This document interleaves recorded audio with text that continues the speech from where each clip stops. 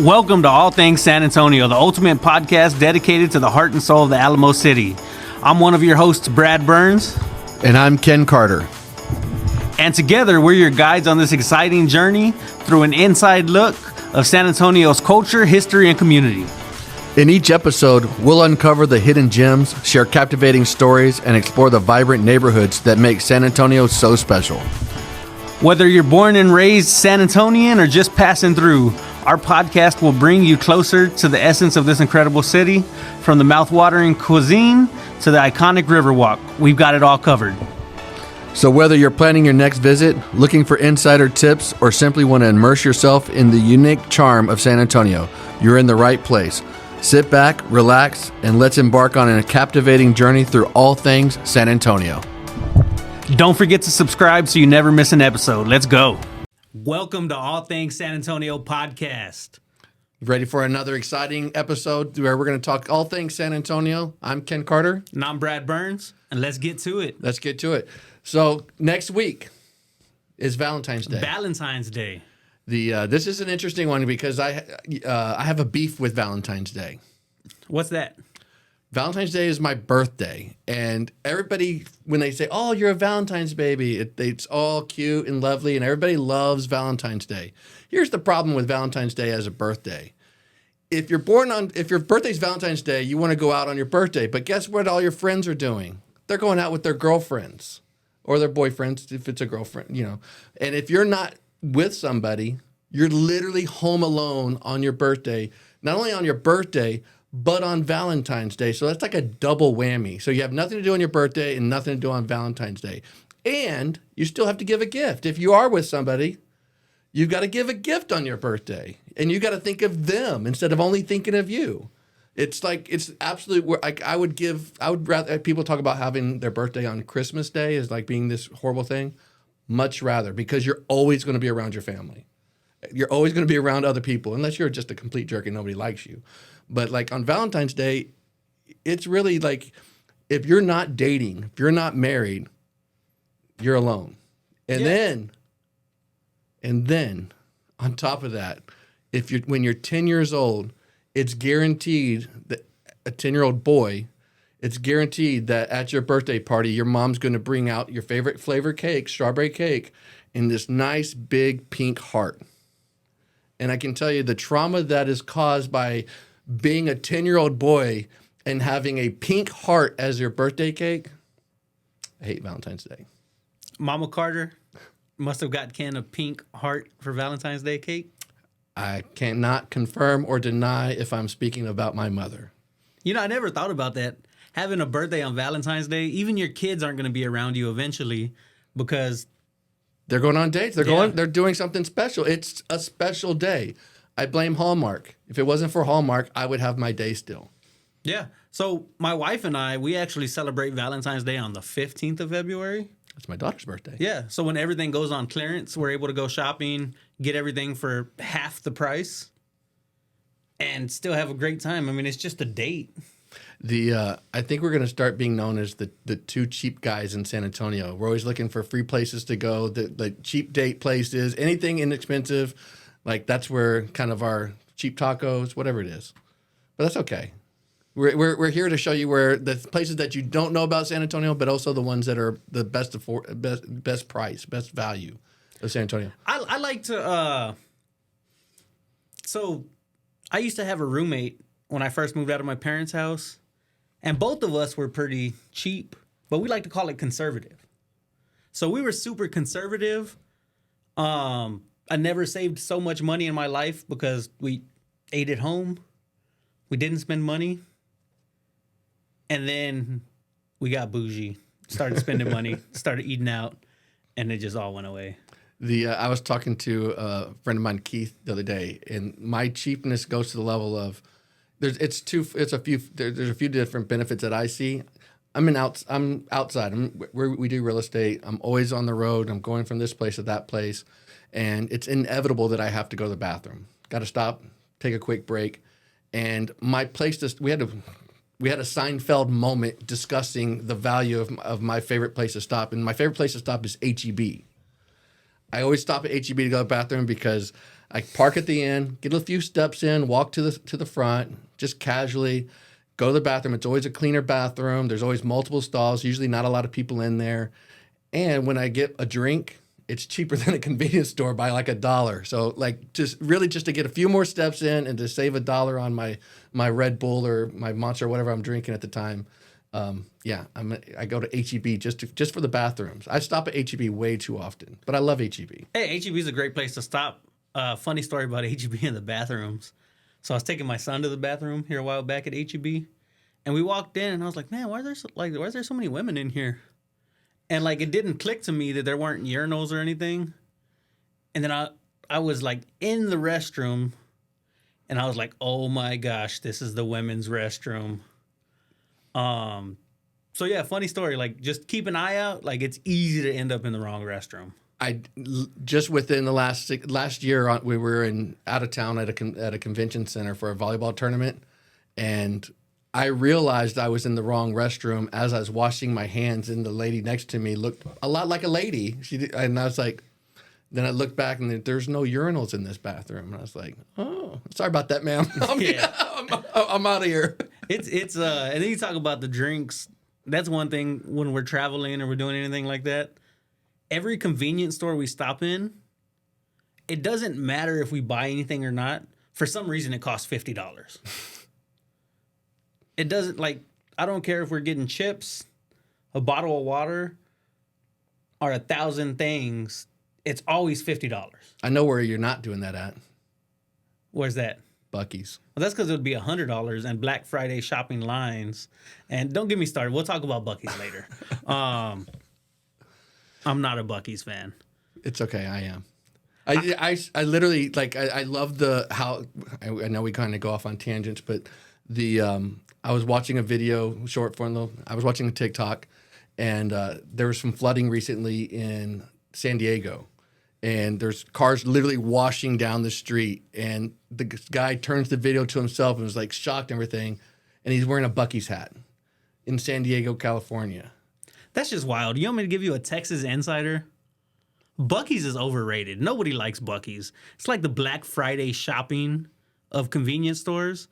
The best thing about Buc-ee's, I'm not worried about the 137 gas pumps they have outside or the 50 Tesla chargers. The best part about Buc-ee's are the free beef jerky samples.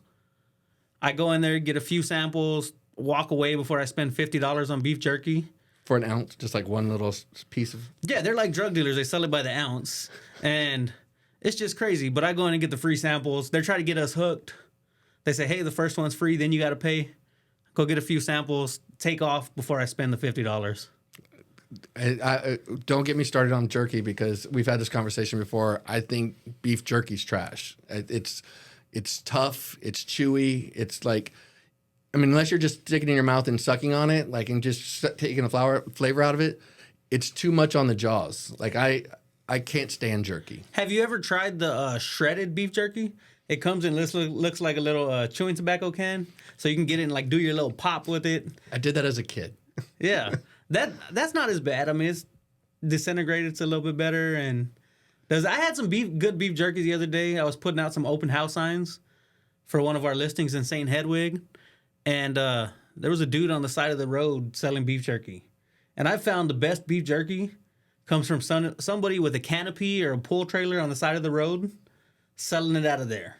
That's usually with most things. Like a lot of things, the guy, anybody that is an artisan, whether it's artisan with food, artisan with crafts or whatever, you're going to get a better quality and a better product typically. And we do that all the time. San Antonio is great about having different festivals. We're a party city. We have a party called Party Fiesta. There's one that they do pretty frequently in Green, right outside New Braunfels, just north of San Antonio. It's a clay and pottery festival, and it's just 50 artisans that make all kind of like stoneware and stuff like that. All of our wine glasses that are clay pottery and stuff like that, they hold the temperature better. I'm a fan of it. Oh, that's cool. Speaking of little festivals and things like that, or little farmers markets, somebody was telling me about one that they do it 6 months out of the year, monthly. on South Flores in Southtown. Okay. I was actually talking to a lady today, and she actually makes candles and sells them there. I want to say her company was called the Bougie Candle or the Bougie Scent or something along those lines.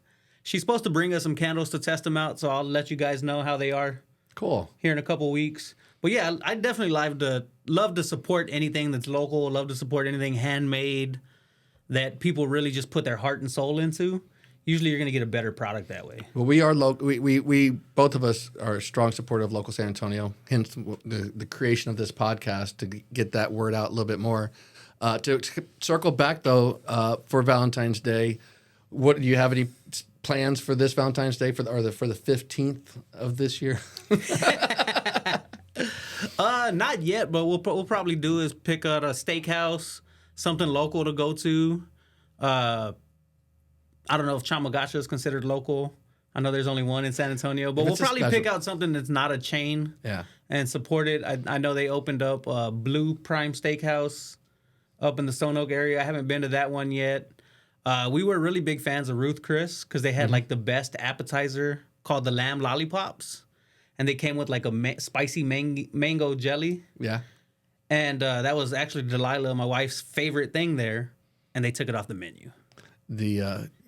Thea, my daughter Thea, she loves steaks and she loves Sawgrasses. Their Pat's ribeye is kind of her go-to. Like if we're anywhere just needing a good steak, but I still love to take them down over off Pine Street, kind of over there off 90, the Little Red Barn.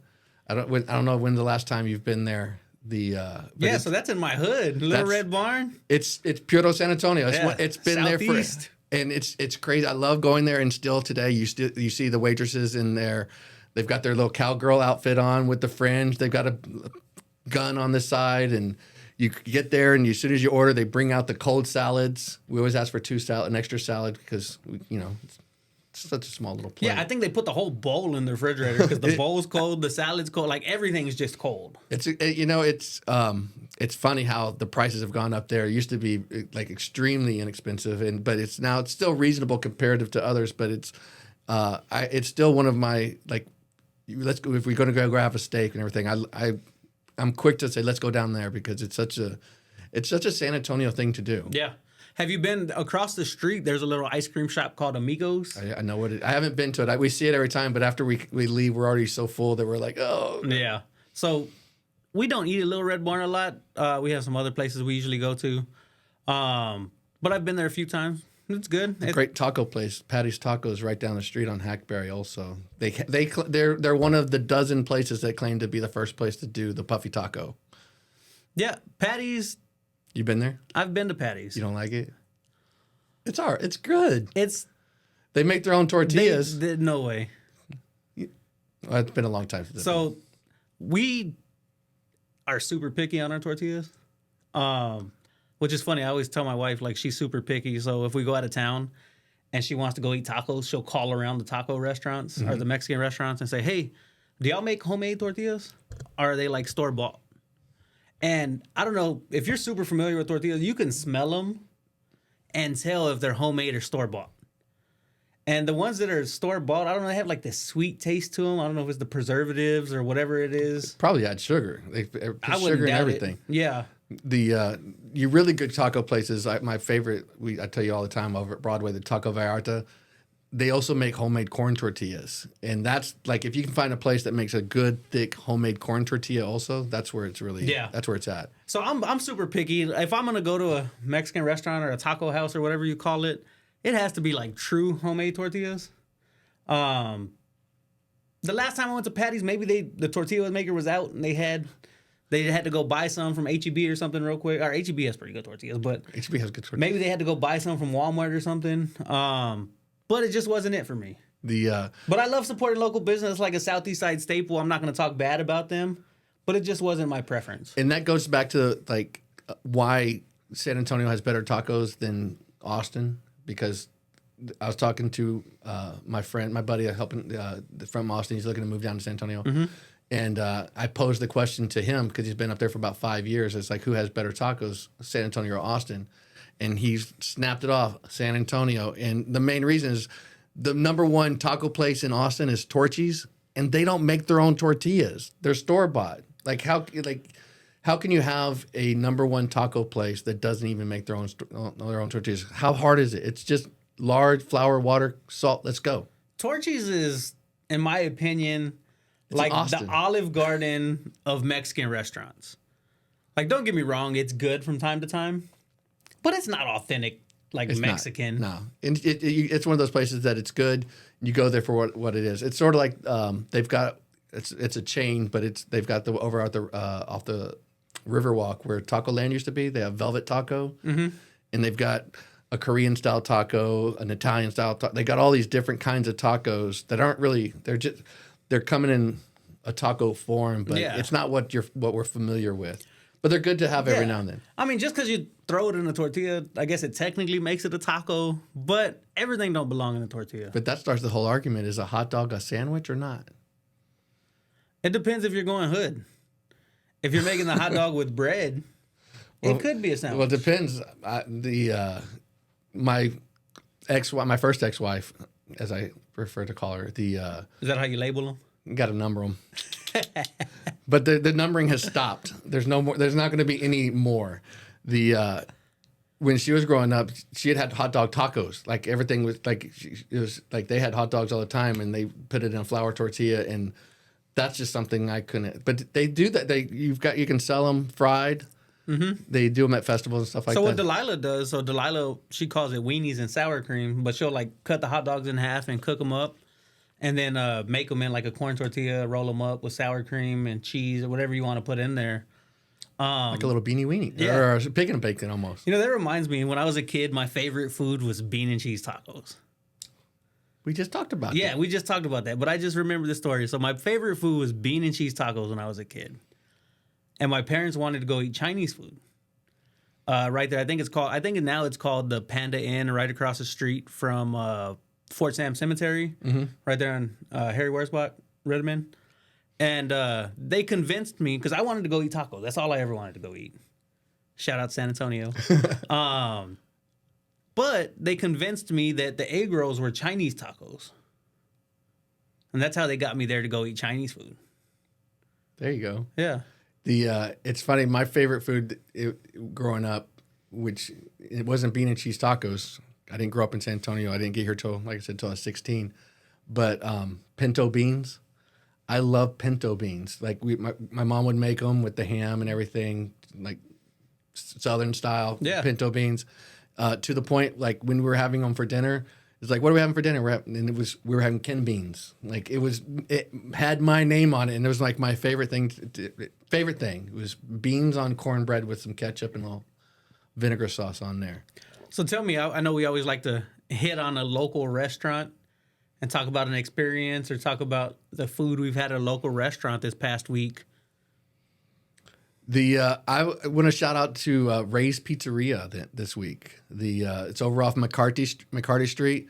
I do have a great relationship with the owners. The Ray's Pizzeria used to be Goomba's Pizzeria, which many people in San Antonio may be familiar with. We're around for a long time. They tried to open up some franchises. I know a little bit about that because I bought one of those franchises, had it for a year, lost a ton of money, and moved on. And so they've taken it's the same recipes. They were a Goomba's franchise, but it's now Ray's Pizzeria. Charbel Nader's the owner there. He's a great guy. He's actually gone to Italy and gone to culinary school, and can make the store like he can do it all. Like he's a trained chef and everything. But they got great specials for lunch. They get a couple slices of pizza with a Coke kind of thing. But it's great place. I think you've been there, you know. Yeah, Ray's is good. Actually, before I knew you knew the owner, I tried to get him as a client. I'll always try to get everybody as a client. Speaking of that, quick break to our ad. Sponsored by Burns International Real Estate Group. If you guys know anybody looking to buy, sell, or invest in San Antonio, Call Ken Carter. Brad Burns. If you're looking to invest, build, flip, whatever you're looking to do, we can help with that. Our goal is to help you build wealth. 100%. Generational wealth. I say that all the time to my clients. It's not about for any one opportunity when someone's buying or selling. Again, talk about Keith. We're looking at houses, and we looked at a house that had a rental rate of one thing, and then we looked in a different area, and the home price is about the same, but the rent there is about $1,000 less per month. And he's like, man, I don't get it. I was like, well, you're looking in the Vineyard, Stone Oak area, and it's very highly desirable. And then you're talking about an area that is still really nice and desirable over in Huntington Place area, in that area, but it's just not going to get the same rent. Yeah. So, I mean, rents, everything kind of goes differently. But yeah, really, if you're looking to buy, sell, or invest, shoot us a message. We're going to have a link in the bottom of the video. Schedule a call. Back to our show. So when I went to Ray's, I actually took a selfie with them, and posted on Facebook, and Kim was like, hey, I know that guy. That's my guy. Yeah, that's my guy. It's interesting. We both had Goomba's pizzerias, and we met playing poker though.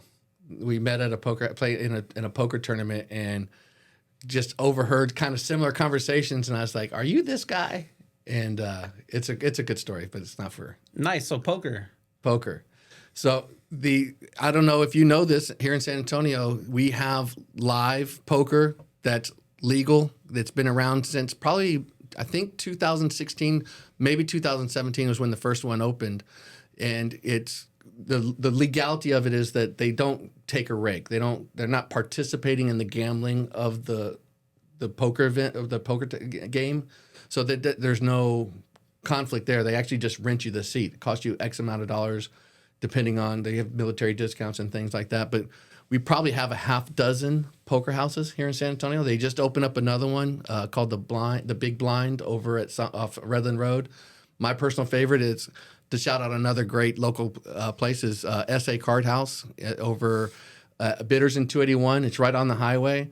And it's really fascinating because I was talking to a friend of mine just yesterday, actually, that there's still a stigma. Like, people if you don't know and you see a poker house in San Antonio, you're like, oh, it's like, I don't know if I belong there. And because the truth of them, a lot of these poker houses and the people that are in the community have came out of these, where they could play. They played at home games and things, and it was a different environment. But now, I mean, the one at SA Card House, they've got a chef that has amazing food. They do specials for Father's Day last year. They did Wagyu tomahawk chop. Had a Father's Day special for food. Like, they literally have great food. They've got great poker going on. They do promotions every month. These last couple of months, they do these promotions where you can randomly draw, and you pull anywhere from $100 to $4,500 just for sitting down. They give away, I think it's like $120,000 in each month that they're giving away in back to the poker community with their players. I guess they're called members because it's a member. You have to have a $5 membership to be to go in there. They even I think it was 3 months ago, they gave away a Dodge Charger and a Dodge Ram truck. Oh, that's cool. And so it's a fun time. It's a great time. They've got tournaments, real small stake tournaments. They got just $1, $2 games, so small stake games for the casual player that wants to get involved. But I think it's a great community for our San Antonio, because I know a little. I spent a lot of time when I got my real estate. One of the things that people may not know is when I was getting my real estate license, I was actually a poker dealer. And as I got my real estate career going, as I was building up my business, I dealt poker, and it's flexible hours, and really kind of decent money. Actually, the poker dealers do really well. But like for SA Card House, as far as the community goes, they're doing all that stuff for their members, but they have 100 employees there. I mean, it's not a small operation. The old Luby's building at Bitters and 281, they purchased that building, and so that was a business that was going out. We had a building that was going to be empty, and there was in a time during coming out of the pandemic that who's going to buy this building? Who's got the wherewithal to buy and put something in there? And so they're paying. They got sales tax that they're paying. They got employee tax. They offer health benefits and stuff for their full-time employees. They really are a great partner with San Antonio. They're great. They're a great community to be a part of. So I'm excited to keep seeing them grow. Nice.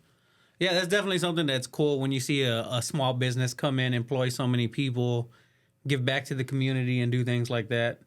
I've been interested. It's been fun for me. I'm entrepreneurial and very business oriented, and so I've been able to, the first time in my life, see in a city where a brand new industry. Like I remember the first one was Alamo Card House. It opened up on Pear and Vital, and they opened up and they had a monopoly and they had it full and they had people out the door waiting for a seat at the table, but they weren't great business people and they didn't treat it the way they didn't treat their customers. They treated their customers like they were the only game in town because they were. And so when the first one that really kind of stepped up was SA Card House, and they were able to sustain the time to like build up their customer base. And so now we've, like I said, you got about a half dozen in San Antonio. Some are really small. There's two major ones here in San Antonio, SA Card House being one of them. And yeah, I probably spend too much time there. I think it's cool. Like you go back and you look at it, and you say, okay, the first one that was available didn't have the greatest service, didn't have the greatest care for people, from what it sounds like. 100%. And I think that goes into a lot of different industries. So a lot of times the first one on the scene isn't the one that's going to be super successful. They're going to kind of get their feet wet. Somebody's going to come in, make it better, strategize, prioritize, do the different ISs, and blow everybody out of the water because they're coming in caring and giving back and doing what they need to do to build that business. No one's searching on Yahoo. They're searching on Google. Yeah.